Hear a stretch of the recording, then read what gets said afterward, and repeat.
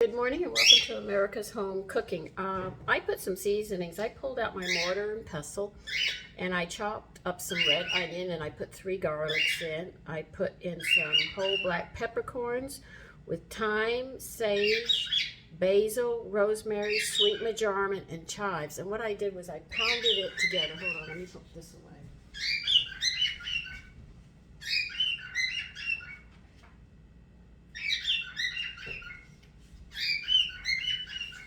Then I cut a slit. This is center pork chops. There's no bones in them. And I cut a hole into it and cut the inside. And I stuffed each one with the equal amounts of that. And whatever I could rub up against the mortar and pestle, I just rubbed on top. Now I have breadcrumbs left over and some flour that was seasoning. So I just sat there and sifted it. I show you how I do it all the time. I sift my flour and save it and put it in a bowl. With a plate on it, so I can save it till next time I use it. Also, when I was pounding it, I added some olive oil because they were really dry when I was pounding them, so I added olive oil to make more of a paste. What I'm doing here is I'm going to heat this pan up and put some oil in it, and I am going to braise them. Now when I say braise, it means I'm going to brown them.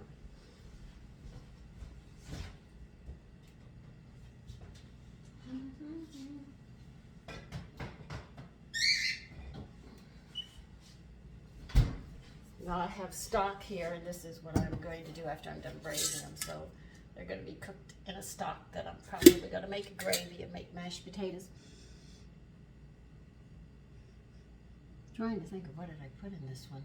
I can't even remember what I put in this one. Anyway, I think that was just a whole bunch of vegetables I had left over. So this is going to get hot, and I'm going to flour these. Well, actually, I can't say just flour because there is breadcrumbs in here. But anyway, I'm going to do that and let them sit while that's heating up. I have no idea how this is going to come out. I'm winging this today. I found a lovely recipe I'd like to try, but I have to order some stuff first before I can make it, and I don't think the store carries it, so I'm going to have to order through Amazon to get it. But when I make the dish, I'll tell you what it is.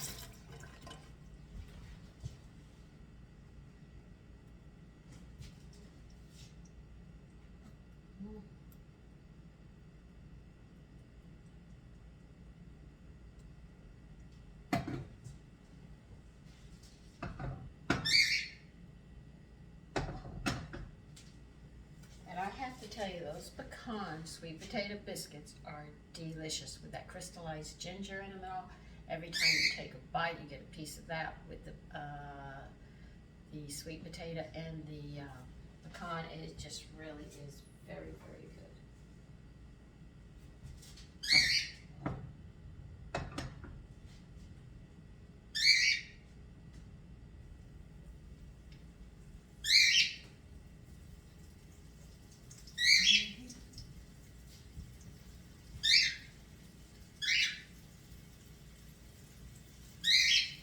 Don't want to burn these, you just want to brown them. And remember, I have the breadcrumbs that I had made previously too, and I had showed you how to do that.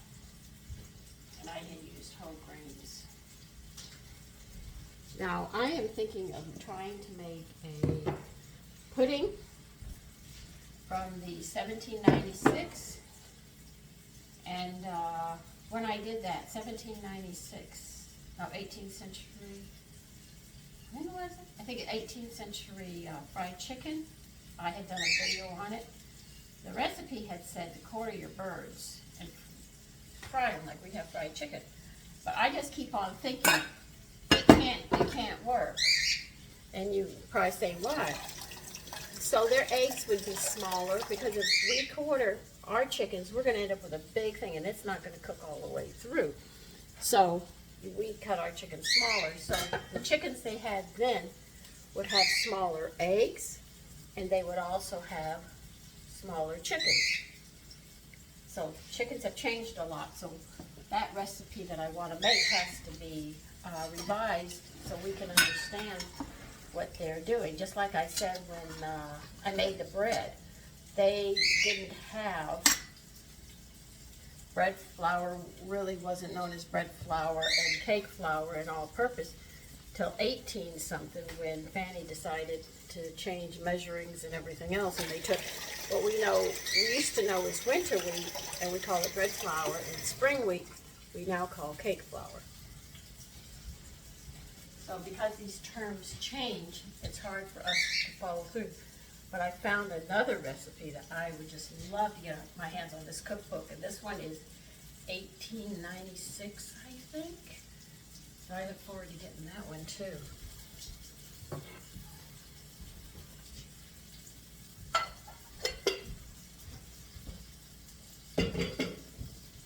So some of these recipes that we make are like an offshoot of what they used to do. But they didn't have baking powder, and they didn't have baking soda. All of that are cornstarch. This all came in 1820s, 1850s, all in that time frame. So though they were using cornstarch for chemicals and other things, it didn't come into the kitchen until then. So this is why they used a lot of flours when they used certain things. But we're not even sure what kind of flours they used. Which one did they use? Did they use the light flour, or did they, well, I'd call it spring or winter, or did they make a combination? We don't know. So we can come close to making some of these very delicious recipes, and we just can't go all the way because we don't know. Now I have a biscuit recipe that they had changed, but now that I understand the terminology, I'm going to see if I can figure it out and make it their way. But I will probably use all-purpose flour because that's a combination of their flours, and it was a good chance that they did have that at that time, a combination. Because I don't think they would sit there and say, well, this is our spring wheat we put here, or we have our winter wheat and we put it here. I just think they dumped it in this asylums that were their people, so we're not real sure.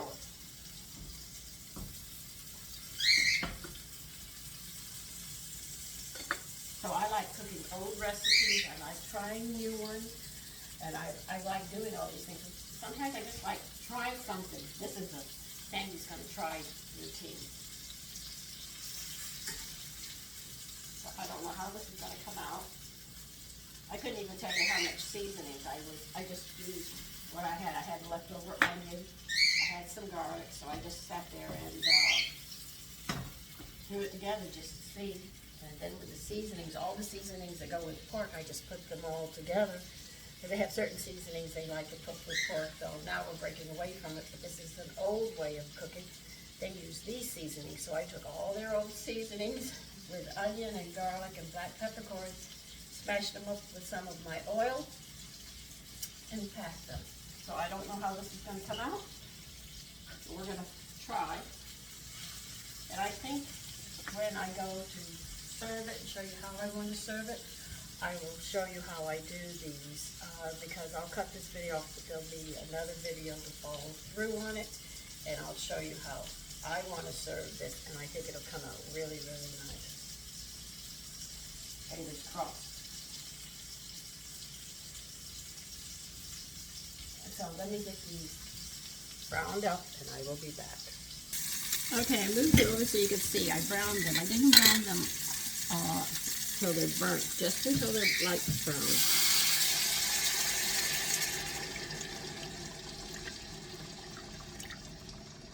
Now I'm going to be cooking these for a while, so this is going to reduce, so it'll be nice and thick when I get ready to make the gravy. And I will be adding lecithin to it to show you how we work with lecithin. So if you have a cholesterol problem and you love your gravies, but the doctor says you can't have them, this way we'll be able to show you how you can have them without the interference of all the fat. All right, so listen, I'm going to bring this to a boil, then I am going to cover the lid and just let them cook and get really nice and tender and let all those flavors come together. So I will see you.